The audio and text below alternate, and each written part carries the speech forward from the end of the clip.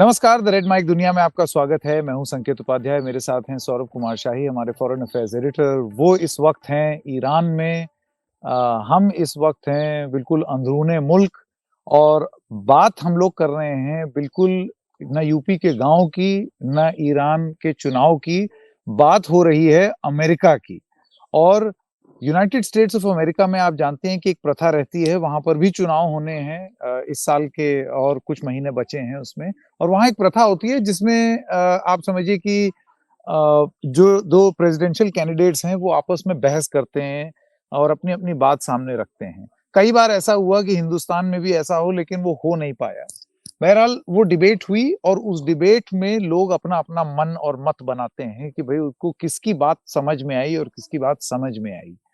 तो ऐसे लगता है कि ट्रंप और बाइडेन के बीच की बहस में अब डेमोक्रेट्स, जो कि बाइडेन जी की ही पार्टी है, उसको अब ऐसा लग रहा है कि कहीं बाइडेन कर भी पाएंगे या नहीं।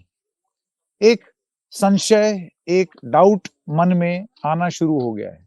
सौरभ कुमार शाही साहब, सबसे पहले तो मैं चाहूंगा कि आप जरा ये समझाएं कि प्रेसिडेंशियल डिबेट होती क्या है। कि जब एक वाइड स्प्रेड पॉपुलैरिटी हो गई टेलीविजन की अमेरिका में, टीज क्या में, तो उसके बाद ये लोगों ने सुझाव दिया कि क्यों ना ऐसा हो कि जो भी कैंडिडेट्स हैं वो आपस में बहस करें, आपस में बात करें और डिफरेंट टॉपिक्स पे जनता को बताएं कि इस बारे में वो क्या करना चाहते हैं, ताकि एक डायरेक्ट कम्युनिकेशन जो है वो उनके पास पहुंचे, रेदर देन कि आपने कहीं एक अखबार में कुछ एक लाइन कह दी, आधी लाइन आपने कहीं इंटरव्यू में कह दी। उससे बेहतर है कि एक फुल फ्लेजेड डिबेट जो है वो हो और उसमें वो चीजें जो है वो कही जाए। तो उसके बाद ये डिबेट्स होते रहे हैं ट्रंप और बाइडेन में। जाहिर है कि पिछले इलेक्शन में भी ये डिबेट्स हुए थे, अब इस बार भी ये डिबेट हो रहे हैं। ये 3 डिबेट्स जनरली इसमें होने हैं। इसका फॉर्मेट कई बार बदलता रहता है डिपेंडिंग ऑन कि कौन सा नेटवर्क इसको कैरी करता है। कई बार CNN कैरी करते हैं, कई बार NBC करवाती है, MSNBC करवाती है, कई बार फॉक्स भी करवाती है, कई बार तीनों अलग अलग करवाते हैं। तो इसका ये फॉर्मेट बदलता रहता है, पर मोटा मोटी ये होता है कि आपको एक ओपनिंग स्टेटमेंट देने का अधिकार है हर टॉपिक पे। जैसे अगर फॉरेन पॉलिसी हो, फिर इकोनॉमिक पॉलिसी हो, तमाम टॉपिक्स पे आप ओपनिंग स्टेटमेंट देते हैं और उसके बाद जो दूसरा कैंडिडेट है वो उसको काटता है, यानी वो काउंटर क्वेश्चन करता है और फिर आप उसका रिप्लाई करते हैं। तो तरीका ये बहुत अच्छा है, लोग इसको देखते भी हैं। इसकी व्यूअरशिप जो है वो बहुत अच्छी होती है, TRP बहुत ही अच्छी होती है इसकी। तो इसका मतलब है कि लोग इसको देख के डिसाइड करते हैं कि वो मन बनाते हैं कि वो चुनाव में किसको वोट करेंगे। जी बिल्कुल शाहिद साहब, अब एक एक करके बात करते हैं कि ये जो इसी चुनाव की श्रृंखला में भी अब जब ये प्रेसिडेंशियल डिबेट हुई, तो उस पहली प्रेसिडेंशियल डिबेट, जिसको मैं समझता हूं कि वहां का जो एक बड़ा नेटवर्क है, केबल न्यूज नेटवर्क, जिसको CNN कहा जाता है, उन्होंने ये डिबेट कराई। उस डिबेट में क्या निकल करके आया? देखिए, पहले तो मैं एक शॉकिंग चीज दर्शकों को बताना चाहता हूं, जिसके बाद मैं इस पे आगे बढ़ूंगा। शॉकिंग ये है कि बिल क्लिंटन जब पहली बार राष्ट्रपति बने थे, वो आज से 30 साल पहले था। यानी आज से पहले 30 साल पहले बिल क्लिंटन पहली बार राष्ट्रपति बने थे। उनकी उम्र आज भी इन दोनों कैंडिडेट से कम है।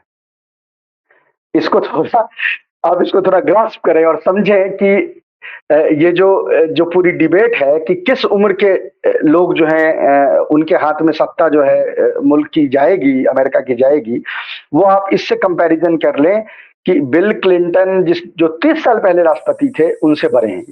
खैर, अच्छा, इसमें प्राइमरी मुद्दा ये है कि अगर आप रिपब्लिकन पार्टी को देखें तो रिपब्लिकन पार्टी एक सेकंड लगा मुझे शाही साहब ये इसको बहुत अच्छे से समझने में।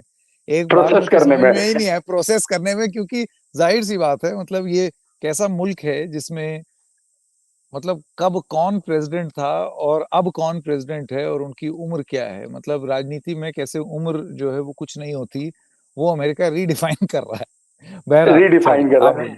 हम्म हमारे एक दोस्त है वहाँ, पॉलिटिकल एनालिस्ट है अमेरिका में। उसने एक बहुत अच्छी बात कही, मतलब उन्होंने एक कटाक्ष किया कि कल हमें 160 साल के कंबाइंड एक्सपीरियंस जो है उसको सुनने का मौका मिला है। तो मतलब वो इस तरह से हो रही थी। तो एनीवे, अच्छा, आजकल वो वोक जनरेशन में ऐसा भी हो सकता है कि लोग कह दें कि आप एबलिस्ट हैं, ये भी हैं, लेकिन मुल्क को चलाना कोई एक आसान काम नहीं है। उसके लिए एक फिजिकल रिगर की जरूरत होती है, और उम्र आप कितना भी कुछ कह लें उसमें एक फैक्टर हो जाता है। तो खैर, कल के डिबेट में ये हुआ कि अभी तक जो चीजें दबी जुबान में कही जा रही थी डेमोक्रेट पार्टी के अंदर में, कि प्रेसिडेंट बाइडेन का कॉग्निटिव डिक्लाइन हो चुका है, नॉट हो रहा है, हो रहा तो पिछले इलेक्शन में ही था। कॉग्निटिव डिक्लाइन उनका हो चुका है। कॉग्निटिव डिक्लाइन से क्या मुराद है कि जब आपकी उम्र बहुत बढ़ने लगती है तो कई बार आप अपने आसपास के सिचुएशन को उससे बिल्कुल अनभिज्ञ हो जाते हैं, या आपको समझ नहीं आता क्या करना है। बाइडेन की ऐसी आपको सैकड़ों वीडियो मिल जाएंगी जिसमें वो हवा में हाथ किसी से मिला रहे हैं, या बात करते करते किसी तरफ टहल लिए, या उनको समझ, तो इस तरह के कई आते हैं। अच्छा, शुरू में व्हाइट हाउस ने इसको छुपाने की कोशिश की, और जैसा वो हर कुछ करते हैं वो रसिया पे उन्होंने डाल दिया, बोला कि ये डीप फेक वीडियोस हैं जो रसिया ने बनाए हैं, लेकिन इसमें कोई सच्चाई नहीं है। लोग देख सकते हैं कि एक तरह का कॉग्निटिव डिक्लाइन उनका हो रहा है, और उस लिहाज से वो वीडियो जो है बिल्कुल सच है। अभी तक उनको ये लग रहा था कि इस डिबेट में अगर किसी तरह वो इस कॉग्निटिव डिक्लाइन को अरेस्ट कर लें, उसको रोक लें, तो शायद एक पैरिटी उसमें नजर आएगी। लेकिन ये डिबेट जो है वो बिल्कुल ही डिजास्ट्रस उनके लिए हुआ। आप स्क्रीन पे देख सकते हैं कि डिबेट के इमीडिएट बाद जो पोल हुए, जिसमें लोगों से पूछा गया है कि वो क्या समझते हैं कि डिबेट किसने जीती है। अच्छा, बाय द वे, अमेरिका में बहुत ही पार्टीजन टेलीविजन चैनल्स होते हैं। CNN is a very very pro Democrat party TV channel. उसके अपने जो पोलिंग है उसमें देखिए 67% लोग कह रहे हैं कि बाइडेन ये डिबेट हार गए, यानी ट्रंप ने ये डिबेट जीता है। तो आप ये तसव्वुर कर सकते हैं कि ये अगर किसी न्यूट्रल चैनल पे अगर ये सर्वे करवाया गया होगा, या अगर प्रो रिपब्लिकन चैनल पे करवाया होगा, तो ये नंबर्स और कितने ड्रामेटिक होंगे। 33 और 67 इटसेल्फ इज वेरी ड्रामेटिक, लेकिन ये और ड्रामेटिक नंबर्स हैं। तो इससे क्या हुआ है कि एकाएक एक डेमोक्रेट पार्टी में जो है ना, पैनिक क्रिएट हो गया। पैनिक ऐसा क्रिएट हो गया कि सडनली, पैनिक के बारे में आप थोड़ा सा बताएं। मेरे ख्याल से बहुत सारे ऐसे डेमोक्रेट्स भी होंगे जिनको ये लग रहा होगा कि भाई जिनकी अगुवाई में हम इस चुनाव में जाएंगे वो शायद चुनाव लड़ने के काबिल ना हो। काबिल से मेरा मतलब ये नहीं है कि उनका अनुभव कम है, काबिल इन द सेंस कि आप मुकाबला किससे कर रहे हैं और आप उसकी तुलना में कितने कारगर सिद्ध होते हैं। और उसका एक तरीका ये डिबेट्स होती है जिसमें लोग जो है अपना मत बनाते हैं। तो डेमोक्रेट्स के अंदर क्या बात हो रही है? तो अभी आप स्क्रीन पे देख सकते हैं हमारे दर्शक की वैसे कॉलमिस्ट जो मैसिवली प्रो डेमोक्रेट माने जाते हैं। अभी देखिए, जैसे हमारे स्क्रीन पे टॉम फ्रेडमैन और पॉल क्रूगमैन दोनों की वो आ रही है, स्टेटमेंट आ रही है, और आप देख सकते हैं कि दोनों क्या कह रहे हैं। यानी एक पैनिक क्रिएट हो गया। पैनिक ये क्रिएट हो गया है कि अगर ये फर्दर डिबेट्स ऐसे ही हुए, 2 तो और डिबेट्स होने हैं, ये तो पहला है, तो अगर इसके बाद फर्दर डिबेट्स हुए और इसमें यही परफॉर्मेंस बाइडेन का रहा, तो बाइडेन किसी कीमत पे ये चुनाव जीतने नहीं जा रहे। अच्छा, ट्रंप के अपने शॉर्टकमिंग्स है। वो शॉर्टकमिंग्स क्या है? झूठ बहुत बोलते हैं, या तथ्यों को तोड़ मरोड़ के प्रस्तुत करते हैं, या हाफ ट्रूथ बोलते हैं। लेकिन यहाँ तो ट्रूथ तक बात पहुंची ही नहीं। अगर आपका कॉग्निटिव डिक्लाइन हो जा रहा, आपने अगर डिबेट देखा होगा, आपने नोटिस किया होगा, शुरू के 4-5 मिनट में तो बाइडेन फ्रीज हो गए। उन्हें समझ ही नहीं आ रहा था कि इसमें करना क्या है, मतलब मैं बोलना है, ना बोलना है, क्या करना है। अच्छा, एक वीडियो CNN की है, हम दिखा नहीं सकते क्योंकि कॉपीराइट इंफ्रिंजमेंट हो जाएगा। दर्शक वो जाके गूगल कर सकते हैं उस वीडियो को। CNN की एक वीडियो है जिसमें CNN के एनालिस्ट ये कह रहे हैं कि बाइडेन को ये क्वेश्चंस पहले से पता थे। अच्छा, मैं बताऊं आपको कि अभी तक CNN ये अपने दर्शकों को क्लेम करता रहा है कि उन्हें क्वेश्चंस वो दोनों कैंडिडेट को नहीं बताते हैं प्रायर, और वो एक्सटेम्पर होता है। लेकिन यहाँ पे एक डिबेट, पोस्ट पोल जो डिबेट हुई है, जो उनके एनालिस्ट हैं वहां पे वो बात कर रहे हैं, उसमें एक एनालिस्ट के मुंह से बात निकल गई कि बाइडेन साहब के पास क्वेश्चंस पहले से मौजूद थे। यानी नीट के किस्म का ये लीक मान लीजिए कि इनके पास पहले से क्वेश्चन जो है एक मौजूद था, लेकिन उसके बाद भी उनका परफॉर्मेंस हो बहुत डिजास्ट्रस रहा है। Suddenly Washington post, New York times, ये सारे जो वॉशिंगटन पोस्ट तो उतना नहीं, लेकिन न्यूयॉर्क टाइम्स तो बिल्कुल ही प्रो डेमोक्रेट न्यूज़पेपर है, और प्रो डेमोक्रेट चैनल्स हैं, CNN, MSNBC, ये लोग, इनके एनालिस्ट जो हैं वो एक तरीके से कंबाइन होकर, आप देखें हमारे स्क्रीन पे आ रहा है, NYT के जो कॉलमिस्ट हैं न्यूयॉर्क टाइम्स के, वो क्या कह रहे हैं, उसमें सारे के सारे कॉलमिस्ट जो है वो कह रहे हैं कि ट्रंप जो है वो जीत चुके हैं इस उसको। तो ये अब ये सारे के सारे कह रहे हैं कि प्लीज आप इसको इस मैदान से हट जाइए और डेमोक्रेटिक नेशनल काउंसिल को अलाउ कीजिए कि वो किसी और कैंडिडेट को यहाँ पे चुनाव लड़ने के लिए तैयार करे। आप प्लीज इसमें से हट जाइए। जो चीज दबी जुबान कही जा रही थी पिछले 6 महीनों से, वो चीज आज वाज़ेह हो गई और वो सामने टीवी पे और प्रिंट में आ गया। शाही साहब, मुझे ये बताइए कि अगर ऐसा है तो क्या ये चीज जो बाइडेन को खुद नहीं मालूम, और प्रक्रिया क्या रहती है अमेरिका में? सपोज अगर कोई पार्टी ये बोले कि आप मत लड़िए, कोई और लड़ेगा, हमारी बैकिंग फलाने इंसान को है, और जो बाइडेन कहे नहीं अभी तो मैं जवान हूं, अभी तो मैं लड़ सकता हूं, और वो पार्टी को ही डिफाई कर दें या पार्टी की मर्जी के विरुद्ध चले जाएं, अमेरिका में कैसे होता है? मतलब क्या एक कैंडिडेट तय कर सकता है कि वो लड़े, भले ही उसकी पार्टी कुछ और तय करे? नहीं, पार्टी तय करती है कि कौन कैंडिडेट लड़ेगा। बाइडेन, ये जो सारी आप रिएक्शंस देख रहे हैं न्यूज़पेपर में और टेलीविजन में ना, ये बेसिकली बाइडेन के हैंड को फोर्स करने के लिए है कि इज्जत से चले जाओ, खुद से ही विड्रॉ कर लो, don't pressurise us to do something which is not good for the party. और वो थोड़ा मतलब ऐसा जो मुंह कसैला हो जाए, ऐसा मुझे कुछ करने को आप ना कहो, इसलिए ये चीजें हो रही है। अच्छा, इसमें एक इंपॉर्टेंट चीज है कि अगर आप ओपिनियन पोल्स को देखें, अमेरिका में ओपिनियन पोल्स काफी एक्यूरेट होते हैं। आप ओपिनियन पोल देखेंगे तो उसमें आपको समझ में आएगा कि डेमोक्रेट पार्टी के खिलाफ उतना गमो गुस्सा नहीं है जितना गमो गुस्सा बाइडेन के खिलाफ है। ये आपको ये कैसे पता चलता है? अमेरिका में एक चीज होती है जिसको बोलते हैं डाउन टिकट। डाउन टिकट क्या है? अप टिकट का मतलब प्रेसिडेंट जो चुनाव लड़ता है, क्योंकि प्रेसिडेंट के चुनाव के साथ ही सीनेट के सीट्स पे और कई कांग्रेसनल सीट्स पे भी चुनाव होते हैं, उसको डाउन टिकट कहा जाता है, यानी आप ऊपर से नीचे की तरफ आ रहे हैं पावर के पायदान में। डाउन टिकट्स में यही डेमोक्रेट ऑलमोस्ट मतलब जहां जिन इलाकों में बाइडेन पीछे चल रहे हैं, बाइडेन 2% या 2.5% से पीछे चल रहे हैं, उन इलाकों में डाउन टिकट पे डेमोक्रेट पार्टी के जो कारकुन हैं, कैडर्स हैं, वो कहीं 7%, कहीं 6%, कहीं 8%, कहीं 10% से लीड कर रहे हैं। तो ये मतलब ये ऐसा नहीं कि कोई हवाई बातें हो रही है, इसके पीछे एक डेटा है।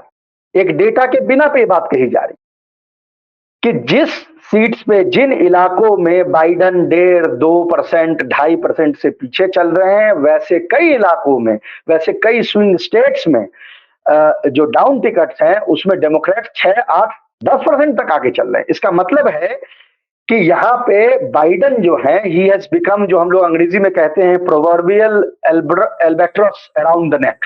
तो वो जो प्रोवर्बियल एल्बेट्रस अराउंड द नेक, वो डीएनसी के बाइडेन बन गए। तो खैर, अब इसमें क्या हो सकता है? नेक्स्ट स्टेप ये है, कायदा तो ये कहता है कि डेमोक्रेटिक पार्टी पहले ही बाइडेन को प्राइमरीज लड़ने से मना कर, लेकिन जो उनके एनालिस्ट वहां बैठे हैं या जो थिंक टैंक में उनके लोग बैठे हैं, उनको ये लगा होगा कि क्यों ना, अगर लोग चुनेंगे, देखिए ये पूरा सिचुएशन जो है ना अब नॉन डेमोक्रेटिक हो गया है। नॉन डेमोक्रेटिक कैसे है? प्राइमरीज खत्म है, लेकिन सिर्फ प्राइमरी जीतने से एक कैंडिडेट जो है वो कैंडिडेट बन नहीं जाता।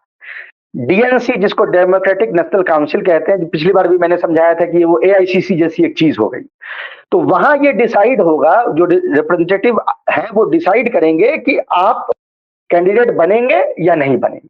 हालांकि पास्ट में जनरली ऐसा होता कभी नहीं है कि जो आदमी प्राइमरी जीत गया हो उसको डीएनसी सेलेक्ट ना करे, लेकिन डीएनसी के पास ये अधिकार है कि वो प्राइमरी जीते हुए कैंडिडेट को और किसी बहाने से, जैसे यहां पर एज का बहाना है, उसको हटा के दूसरे कैंडिडेट को डाल सकते हैं। डीएनसी, अच्छा इसमें एक और डीएनसी को फायदा है, ये अनडेमोक्रेटिक है क्योंकि लोगों ने तो उस दूसरे कैंडिडेट को नहीं चुना ना। जो प्राइमरीज में डीएनसी के कार्ड होल्डर वोट करने गए, उन्होंने तो उस दूसरे कैंडिडेट को नहीं चुना है। फर्ज करें अभी हिलरी क्लिंटन को बना दिया जाए, इनफैक्ट कई हलकों में यह बात चल भी रही है कि इनको रिप्लेस करके हिलरी क्लिंटन को वापस ले आया जाए, तो उस हिलरी क्लिंटन को तो लोगों ने नहीं चुना, डेमोक्रेट पार्टी जानती थी कि बाइडेन कितने भी बुरे हों, हिलेरी क्लिंटन को डेमोक्रेट वोटर वोट नहीं करेंगे प्राइमरीज में। लेकिन अगर अभी आप लाके उनको बाइडेन के ऊपर में फॉइस्ट कर देंगे, तो ये पूरा नॉर्म जो है अनडेमोक्रेटिक हो गया। लेकिन अनकॉन्स्टिट्यूशनल नहीं है, अनडेमोक्रेटिक हो सकता है और अनकॉन्स्टिट्यूशनल नहीं है। तो एक प्रेशर बाइडेन पे बनता जा रहा पर है देखिए यहाँ कि पर वो जो सबसे बड़ी बात है जी कि वो अपने आप ही कोई फैसला ले लें और अपने आप ही बोलें कि मुझे ऐसे लगता है कि मुझे नहीं लड़ना चाहिए। वो इस तरीके की चीज चाहते हैं डेमोक्रेट्स कि वो बाइडेन खुद ही फैसला ले लें। ये तो हो गई एक बात। फर्ज कीजिए कि वो ये बोल भी देते हैं। अब ऐसे में जो डेमोक्रेट्स हैं उनका जो पूरा जो तरीका रहा है जिससे वो एक प्रेसिडेंशियल चेहरा चुनते हैं, वो चुनने का पूरा तरीका भी बना रहे। ट्रंप से लड़ने के लिए डेमोक्रेट जो हैं वो अच्छा चेहरा भी चुन लें। क्या ये पूरी प्रक्रिया पूरा करने का अभी समय बचा है? क्या ये हो सकता है? और इसी से जुड़ा हुआ एक और सवाल, अगर बाइडेन नहीं तो डेमोक्रेट्स में ट्रंप के खिलाफ कौन, फ्रंट रनर्स कौन है? तो अभी ये है कि ये प्रोसेस दोबारा रिपीट नहीं हो सकता। रिपीट इसलिए नहीं हो सकता कि प्राइमरीज के फिक्स डेज होते हैं जो आके चले गए।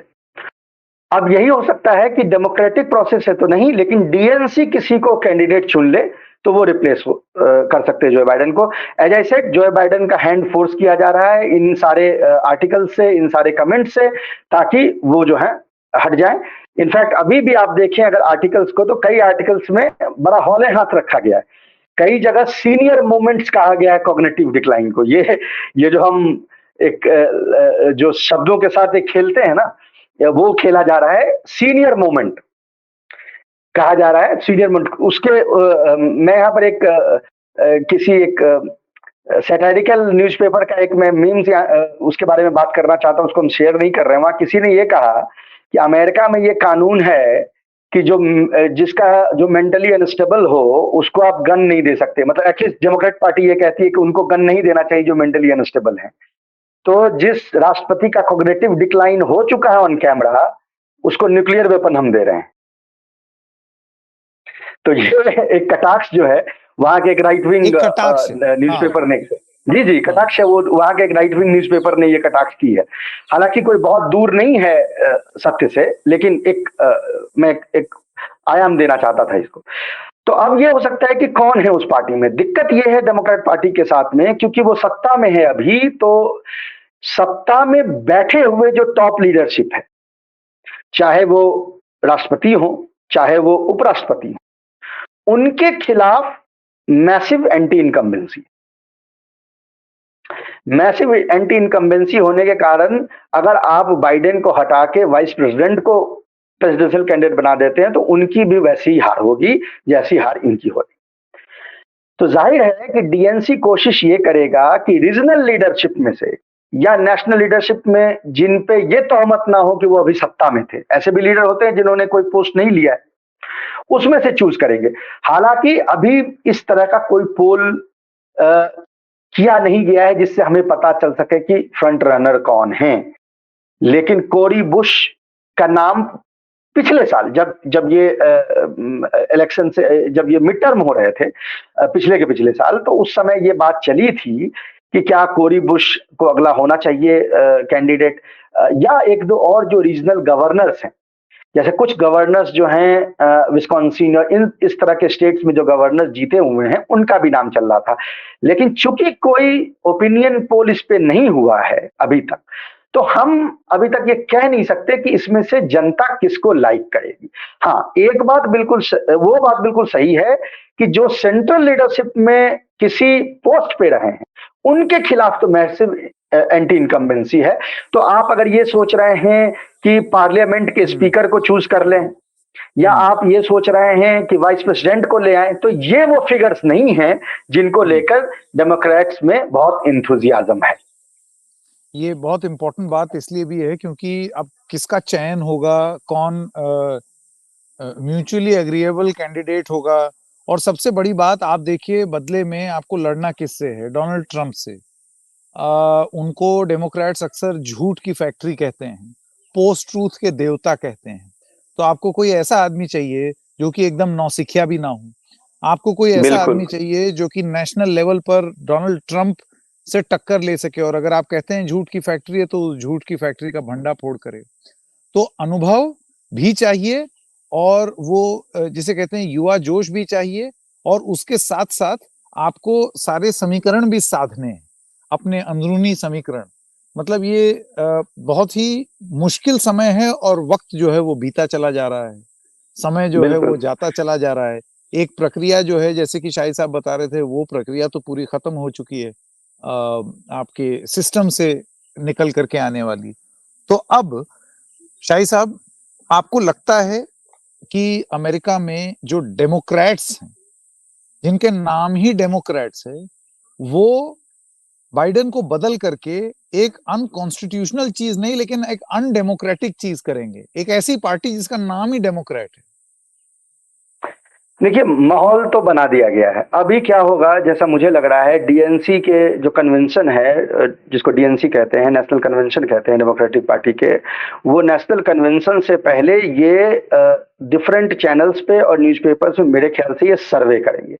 ये डेमोक्रेट वोटर्स को अब डायरेक्ट तो अब जाके आप प्राइमरी में वोट नहीं कर सकते, लेकिन ओपिनियन पोल में उनसे पूछेंगे कि आप क्या चाहते हैं, इसमें क्या हो, ताकि एक जिसको हम कहते हैं ना, उसमें इटालियन में फेत अकम्पली, वो प्रेजेंट कर दी जाए बाइडेन के सामने में कि जी देखिए अब हम क्या कर सकते हैं, ये तो मतलब जनता जो है ये ऐसा कह रही है। इसके चांसेस हैं कि क्योंकि देखिए पैनिक, बहुत भयानक पैनिक है। आप सारे हेडलाइंस पढ़ रहे हैं ना, ये सारे डेमोक्रेट्स के हेडलाइंस है, इनके ये डेमोक्रेट कॉलमिस्ट हैं, ये डेमोक्रेटिक न्यूज़पेपर्स हैं, ये डेमोक्रेट के न्यूज चैनल्स हैं। आप उसके हेडलाइंस पढ़ लीजिए, देखिए इसमें 4 एनालिस्ट एक साथ क्या लिख रहे हैं। तो इसका मतलब है कि ये पैनिक बिल्कुल सेट इन कर गया है, यानी इनको समझ नहीं आ रहा है कि अभी की क्या कर रहा है, headless chicken even as we speak. तो वो चीज उनके जहन में है कि इसको क्या किया जाए, तो इसके पूरे चांसेस हैं। आप एक तरीके से आप ये भी देख लें कि ऐसा भी हो सकता है, कई लोग ये कह रहे हैं इनफैक्ट, कि क्या ये कोऑर्डिनेटेड तो नहीं है, कि वो चाहते थे कि बाइडेन एक बार आए डिबेट में और उसमें हारे, तब सबको एक मौका लगे कि वो उनको ये कहे कि भाई तुम तो अब हार गए हो, क्यों बैठे हुए, प्लीज निकल जाओ। तो ये तो भीतरा घात टाइप बात कर रहे हैं आपकी, मतलब अंदर कोई सिस्टम बहुत में ही। कोई बहुत आश्चर्यजनक बात नहीं होगी कि अगर ये कोऑर्डिनेटेड हुआ है, कोई बहुत आश्चर्यजनक वेरी बात नहीं इंटरेस्टिंग। हो सकता है ये कोऑर्डिनेटेड।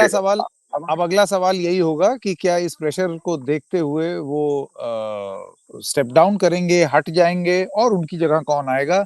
दर्शकों को ये जरूर बता दें कि ये आ, हमारा आखिरी एपिसोड नहीं है अमेरिका को लेकर के, और एक ऐसी स्थिति करेंगे जिसमें आपको और भी जानकारी देंगे कि अगर डेमोक्रेट्स में रीथिंक होता है, पुनर्विचार होता है, तो फिर किसके पक्ष में हो रहा है, और जो बाइडेन क्या करते हैं वैसे में। ये सारी चीजें जो हैं, ये एक और एपिसोड तो इस पर बिल्कुल बनता ही है।